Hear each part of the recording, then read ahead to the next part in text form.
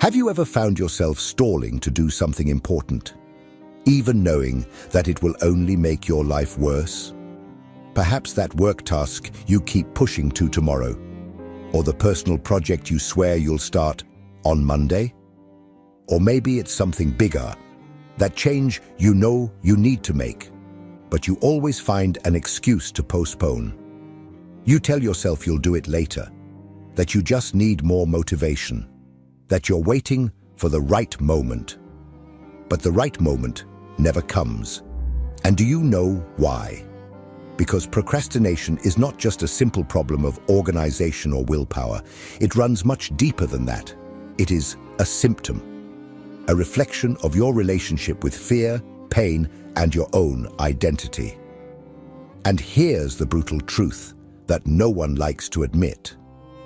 The more you procrastinate, the weaker you become.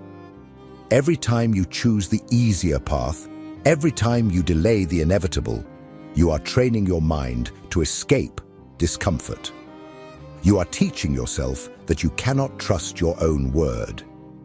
And little by little, almost without realizing it, you turn into someone who lives at the mercy of their own excuses. But if procrastination is so self-destructive, why do we do it? Why do we keep repeating this cycle, even knowing that it only sinks us further? The answer lies in your brain. Procrastination is not laziness. It is a deeply rooted psychological mechanism. Your own nervous system is sabotaging you. The worst enemy you have is yourself. And the cruelest part, the modern world turns this weakness into a lifestyle. Social media, notifications, short videos, endless entertainment. All of this is designed to capture your attention and feed your habit of postponing what really matters. You are not just fighting against yourself. You are fighting against an entire system that benefits from your procrastination. But today, that changes.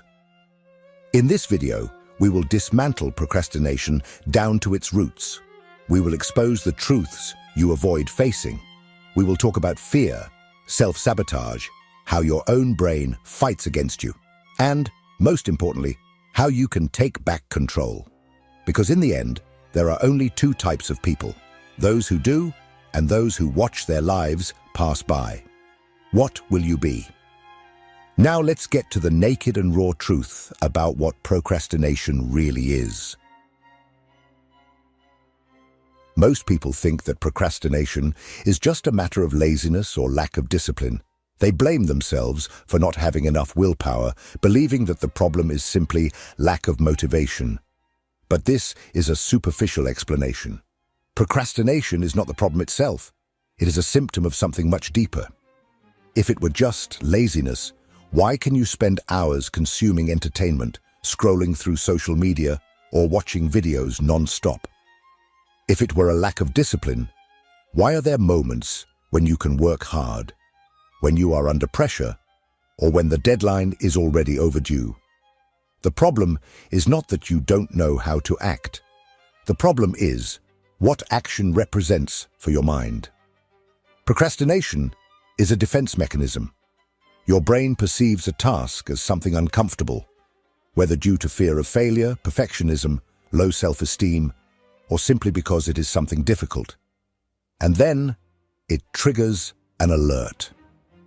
Like an animal trying to avoid pain, your mind finds an escape. Suddenly, any other activity seems more interesting. You say you'll just take a quick look at your phone, and before you know it, an hour has passed. You decide to have a coffee before starting, and when you realize it, the day is over. Time slips through your fingers, but your mind convinces you that you had a good reason to delay. And here's the cruelest detail. The more you procrastinate, the easier it becomes to procrastinate again. Your brain learns quickly. It realizes that avoiding a painful task brings immediate relief and starts to turn this into an automatic habit. You train your own mind to escape discomfort, and this creates a vicious cycle. The more you avoid something, the more difficult and frightening it seems. But that's not all. There is another hidden factor in procrastination, something that almost no one notices. Your identity is at stake. When you postpone something, it's often not because the task is difficult, but because completing it forces you to see yourself in a new way. Think about it. If you finish that project, if you finally start studying, if you finally commit to your change, then there will be no more excuses. You will have to prove yourself. And if you fail, if you're not good enough, if you realize you're not who you thought you were, that fear is paralyzing. That's why many people prefer to stay in the limbo of procrastination. Because as long as they don't try, failure remains just a theoretical possibility. Do you understand now? Procrastination is not laziness. It is fear. Fear of making mistakes, fear of exposing yourself, fear of not being good enough, fear of stepping out of your comfort zone. And fear, my friend, is an invisible prison.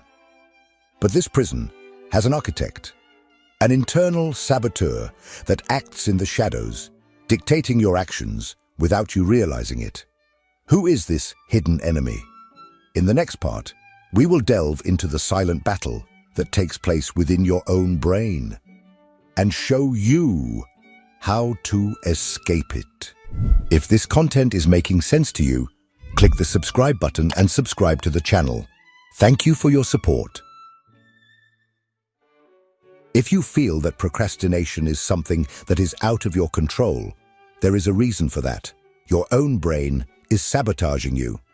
Inside your mind, two forces are constantly fighting for dominance over your decisions: the limbic system and the prefrontal cortex. This battle happens all the time, and most of the time, the wrong side wins. Let's understand the players in this conflict. On one side, we have the limbic system, the most primitive part of your brain. It is responsible for emotions, impulses, and the desire for immediate rewards. The limbic system evolved to ensure the survival of our species in a hostile environment. In the past, our ancestors needed to react quickly to danger, seek food when they were hungry, and avoid any uncomfortable situation that could threaten their lives. It was not designed to think long-term. On the other side, we have the prefrontal cortex, the most rational and evolved part of the brain. It is the one that plans, sets goals, and makes decisions based on the future.